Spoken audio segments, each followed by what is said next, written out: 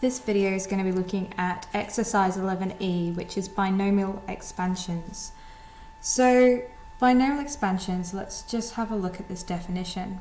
It says the sum a plus b is called a binomial, and the reason it's called binomial is because it contains two terms, a and b.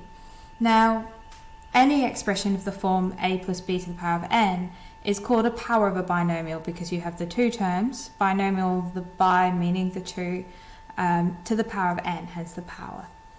You get in your statistics, which is on the final sheet of your formula sheet, you get the binomial theorem, and we will look a little bit more into this over the space of two videos. So to begin with, we're going to look at this power of a binomial, and we're going to first of all say, so we have this generic form which is a plus b to the power of n. Let's have a look at what happens when we use different integer values of n, which is what would happen for it to be a power of a binomial. So the first one we're going to have is when n is 0, so we get to the power of 0. Anything to the power of 0 will just equal 1. We're then going to look at when n equals 1, so we'll just get a plus b to the power of 1. So this is going to equal to a plus b. And if we have n equals 2, then this will be a plus b all squared, which is then equal to a plus b times an a plus b, and we can expand this and say, well, a times a is a squared, and we're going to then get two lots of ab plus ab squared. What happens now when n is 3? We get an a plus b cubed. Now this is the same thing as writing a plus b times a plus b times a plus b. And we can actually just write this as well as a squared plus 2ab plus b squared, because that is what this first section here is going to be equal to. So we worked that out in the previous line. And then we're going to multiply that all by a plus b again. Doing this using our distributive law, so if I multiply a through to each of the three terms here, I'm going to get a cubed plus 2a squared b plus a b squared. Now I'm going to do the same thing but using the b, so I'm going to multiply the b through to all three terms, and this is going to give me a squared times b. So remember to keep your columns lined up. I'm then going to get b times 2ab, which will be 2ab squared, and then I'm going to get b times another b, which is b cubed. And if we add this back together, we get a cubed plus 3a squared b plus 3ab squared plus b cubed. And we can then do this and continue. And if we do n to the 4, the reason we're looking at this is because a pattern will hopefully emerge for you all. So this would be the same thing. I'm hoping you can understand this would be the same thing as doing a plus b cubed times an a plus b. That would be a plus b to the power of 4. So that would then mean that we'd have the black line above, which is a cubed, a squared b, 3ab squared plus b cubed, and we're going to be multiplying that by an a plus b. And again, we're just going to use our distributive law, so I'm going to multiply a through to every term on here. So if I do that, I get a to the 4 plus 3a cubed b plus 3a squared b plus a b cubed.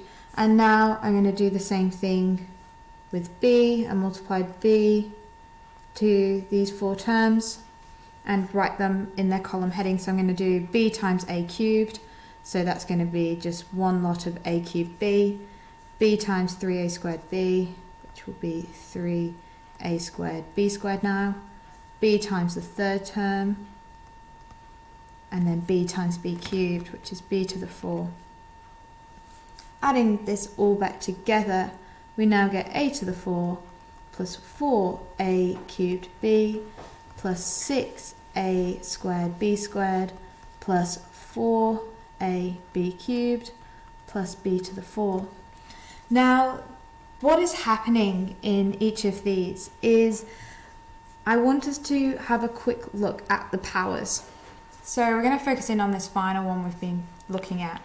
If we look at the powers of A, they start at 4, and then as we move through each term in this binomial expansion, this here would be a power of 1. So we can see we're going 4, 3, 2, 1. And then in this final term, because there is no A term, this is actually just an A to the power of 0, because that would just be 1 times b to the 4. So our 4, 3, 2, 1, 0, we can see that the powers are decreasing. So that first term in the binomial expansion, so we had an a plus b to the power of n, the a is going descending with those powers. So we have 4, 3, 2, 1. And this was because we start with 4 because we were looking at expanding this to the power of 4. If we go back to that problem, we can see in our example we're just looking at n is 4. So if we now think about what is happening to the powers on the b, we can see that these are actually increasing. There'd be a 1 here, 2, 3, 4, and similarly the b in this section here is actually just a b to the power of 0, which is 1. So the powers are going ascending for the second term in that expansion.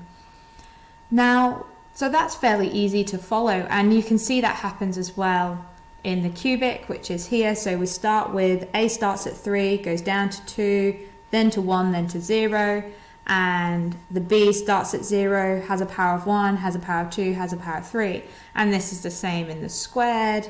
It goes a squared, a to the power of 1, a0, b0, b1, b squared. So this same pattern is occurring. Now the unknown factor that changes in all of these is actually the coefficients of these variables, and they actually are found by looking at Pascal's triangle.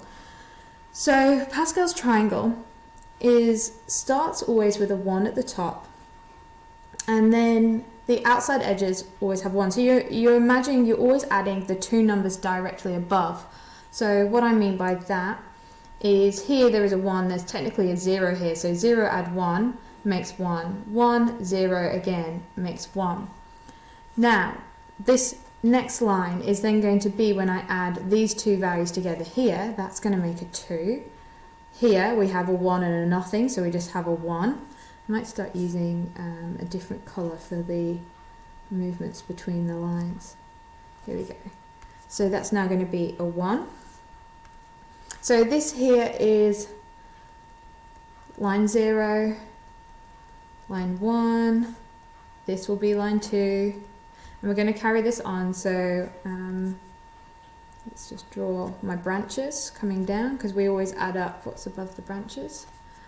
So a branch on its own, well, there's only a 1 there, so that's just going to be another 1. 1 and 2 add together to make 3, 2 add 1 makes 3, and 1 and nothing is 1. And we'll keep going, so we need branches, 2 branches from every number. And we get 1, 1 add 3 is 4, 3 add 3 is 6, 4, 1, and we'll do one final line.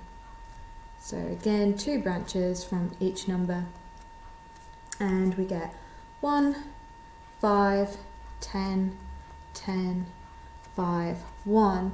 So let's just carry on with this. So this would now be line 3, line 4, and finally line 5. Now Pascal's triangle links into this binomial expansion because the values you see in each line actually correspond to the coefficients that appear in these expansions. So if we were just to take line 4, for example, this one here, we can see the coefficients start 1, 4, 6, 4, 1. And if we look in our expansion here, we're looking here, so we have a 1, it's just invisible, we don't write it in. So there's a 1 here, there is a 4, a 6, a 4, and a 1, which is exactly what we had from line 4. If we do the same thing with the cubic, we should see it goes 1, 3, 3, 1. And if we look back in here, we can see that that is exactly what is happening. We have 1, 3, 3, 1. So Pascal's triangle is how we are going to help us find those coefficients. And you'll be pleased to know there is a way of doing that on your calculator. We don't need to actually write out Pascal's triangle every time, because that would be quite a lot of effort.